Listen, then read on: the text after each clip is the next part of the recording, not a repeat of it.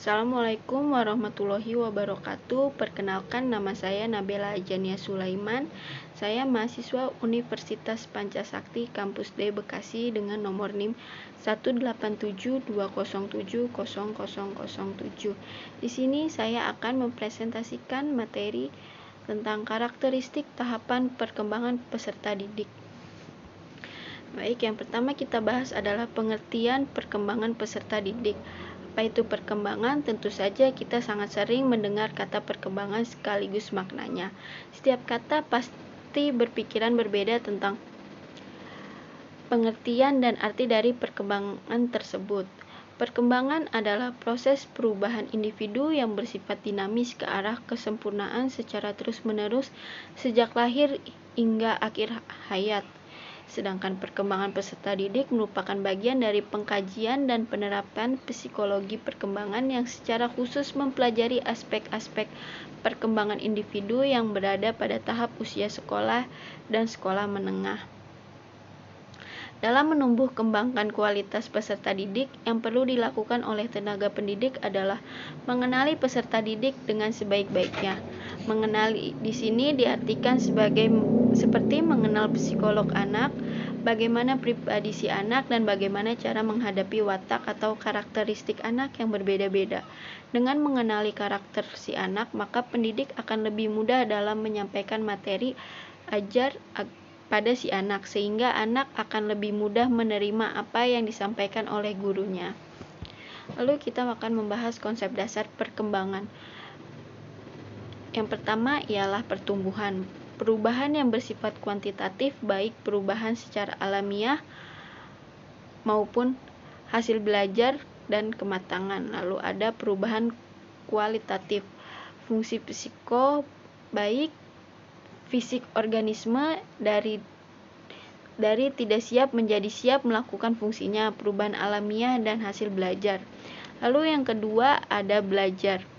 Perubahan perilaku adalah akibat pengalaman disengaja, bertujuan atau terarah, baik secara kualitatif maupun kuantitatif. Dan yang terakhir adalah latihan. Perubahan perilaku yang bersifat mekanistis dan lebih banyak menyentuh aspek psikomotor organisme sebagai akibat pengalaman disengaja, bertujuan atau terarah, baik secara kualitatif maupun kuantitatif. Kesimpulannya, peserta didik yaitu semua komponen masyarakat yang belajar dan mengembangkan diri melalui prosedur-prosedur, baik prosedur formal maupun non-formal. Sedangkan tenaga pendidik adalah semua orang yang mengamalkan ilmu dan pengalamannya dengan cara memberikan bekal dan pengajaran sebagai pengabdian terhadap masyarakat. Lalu kita akan membahas konsep dasar perkembangan peserta didik. Yang pertama ada masa prenatal. Masa prenatal adalah masa di mana sang anak masih dalam kandungan, yang dibagi menjadi 3 tahap, yaitu masa pengalihan gen dari orang tua ke anak, penentuan organ tubuh dan jenis kelamin, dan lingkungan yang dipengaruhi kondisi psikis sang ibu. Lalu yang kedua ada masa bayi. Masa bayi yaitu selama 2 minggu sejak lahir. Ada masa pratunatal yaitu 30 menit setelah kelahiran bayi, dan fase neonatal yaitu setelah plasenta atau ari-ari dipotong sehingga bayi dapat berdiri sendiri sebagai individu. Lalu yang ketiga ada masa kanak-kanak awal. Berlangsung dari umur 2 tahun hingga 6 tahun. Ini merupakan masa sulit karena anak menjadi susah dikontrol dan mulai sadar dia biasa melakukan apapun tanpa bantuan dan merasa tidak harus tunduk pada lingkungan.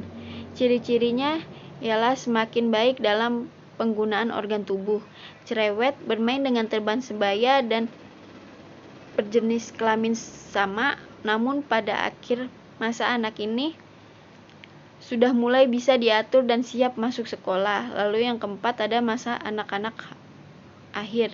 Berlangsung sejak anak usia 6 tahun hingga organ seksualnya masak. Umumnya 12-13 tahun untuk wanita dan 14-15 tahun untuk pria. Lalu yang kelima ada masa pubertas. Masa pubertas ditandai dengan secara fisik sudah siap untuk beranak pinak dan mulai menyukai lawan jenis. Lalu yang keenam ada masa remaja. Masa remaja dibagi menjadi dua, yaitu masa remaja awal sekitar usia 13-17 tahun dan masa remaja akhir sekitar usia 17-18 tahun.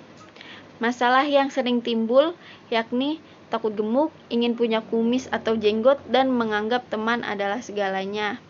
Lalu ada masa dewasa awal. Masa ini berkisar antara usia 18-40 tahun. Ini adalah masa pematapan diri terhadap pola hidup baru atau keluarga. Lalu ada masa dewasa madya. Berkisar antara 40-6 tahun, umumnya sudah memiliki kehidupan yang mapan, berkeluarga dan memiliki beberapa anak. Dan yang terakhir, masa usia lanjut pada usia 60 tahun ke atas, masa di mana mensyukuri yang sudah dicapai pada masa sebelumnya, namun kondisi fisik sudah banyak menurun. Lalu kita membahas tahap perkembangan berdasarkan didaktif. Perkembangan manusia itu mempunyai sifat-sifat yang berbeda dengan tahap lain, yaitu tahap 1 dari umur 0 sampai 2 tahun, tahap 2 dari umur 2 sampai 12 tahun, tahap 3 dari umur 12 sampai 15 tahun, dan tahap 4 dari umur 15 sampai 20 tahun. Dan tahap perkembangan psikologis. Tahap pada perkembangan psikologis yaitu tahap 1 dari umur 0 sampai 3 tahun, tahap 2 mulai umur 3 sampai 13 tahun, dan tahap 3 mulai usia 13 hingga akhir masa remaja. Demikian presentasi dari saya, kurang lebihnya mohon maaf. Wassalamualaikum warahmatullahi wabarakatuh.